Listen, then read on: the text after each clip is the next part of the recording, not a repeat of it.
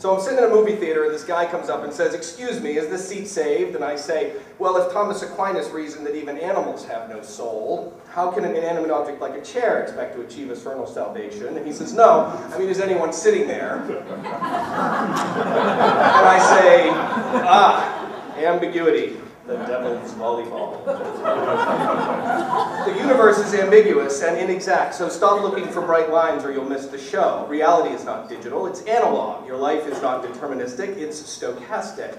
You and I and everything else in the universe are made of elementary particles that don't so much exist as they are just probable to exist.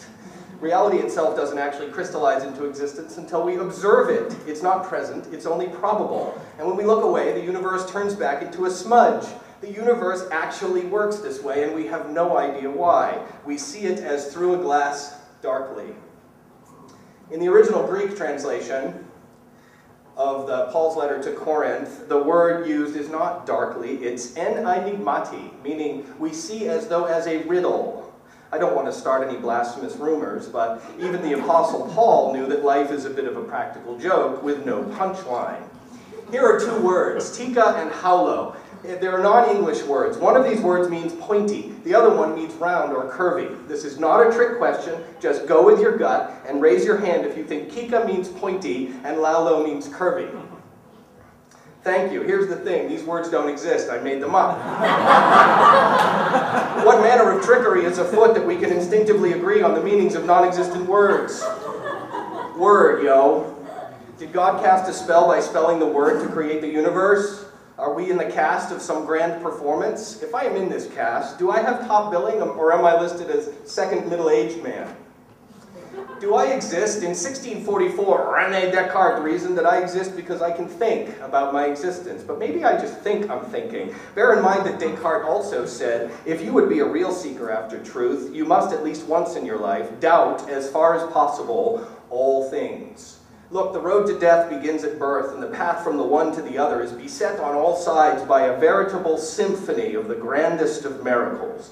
You are a little blob of the universe that thinks it thinks, for God's sake. If you shine a light at a card with two slits in it, what you see on the wall behind the card is a set of light and dark stripes. The dark stripes appear because photons move in wave patterns, so the photons passing through one slit interfere with those passing through the other slit to either reinforce each other or cancel each other out, just like waves on water. Here's the thing, you get the same interference pattern, the same stripes, even when you only shoot one photon at a time. Even when there is nothing there to interfere with it, the photon acts as though there is. The conventional explanation is that the photon actually passes through both slits at once and interferes with itself. Are you kidding me? You see, we're given only hints of the great rip-roaring carnival happening just beyond the edge of what science can confidently reveal. It's as though our lives were made to play a game without knowing the rules. How can you play when you can't even work out whether you're actually thinking? Most of the matter, you have to hit that. Most of the matter in your body is exchanged every few years. You're chemically, you've just got atoms switching between molecules and molecules breaking up and being delivered as waste. And at this level, you're a boiling soup of frenetic activity. You're not separate and apart from this world. You're a wave that passes through it, picking up bits of it here and shedding other bits there.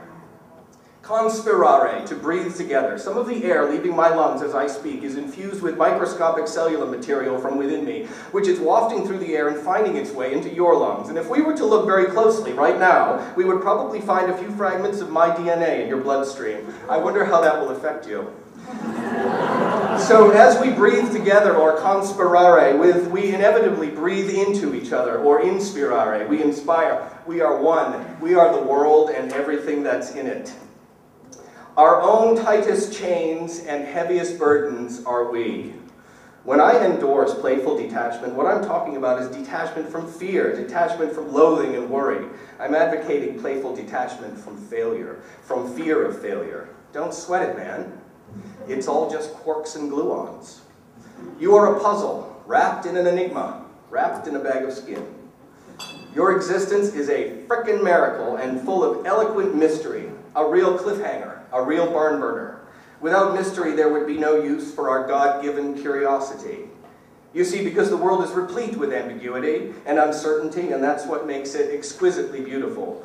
G.K. Chesterton once said that it is one thing to be amazed at a dragon or a griffin, creatures which do not exist, but it is quite another and much higher thing to be amazed at a rhinoceros or a giraffe, creatures which do exist but look as if they don't. If you've got something interesting you want to do or try, don't wait, do it now. As long as you're not hurting anyone and generally operating within the bounds of ethics, there is nothing on this blue earth that is standing in your way. This is your show, you're the star and the director and the screenwriter and the grip and the gaffer and the best boy.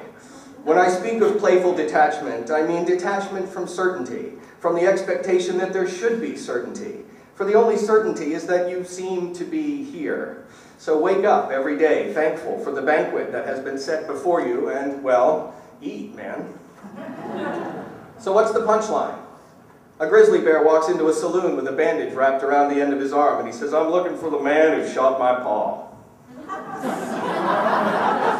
So what's the punchline? The punchline is that it's all punchline, all the way down to Devil's Volleyball Court. Thank you very much.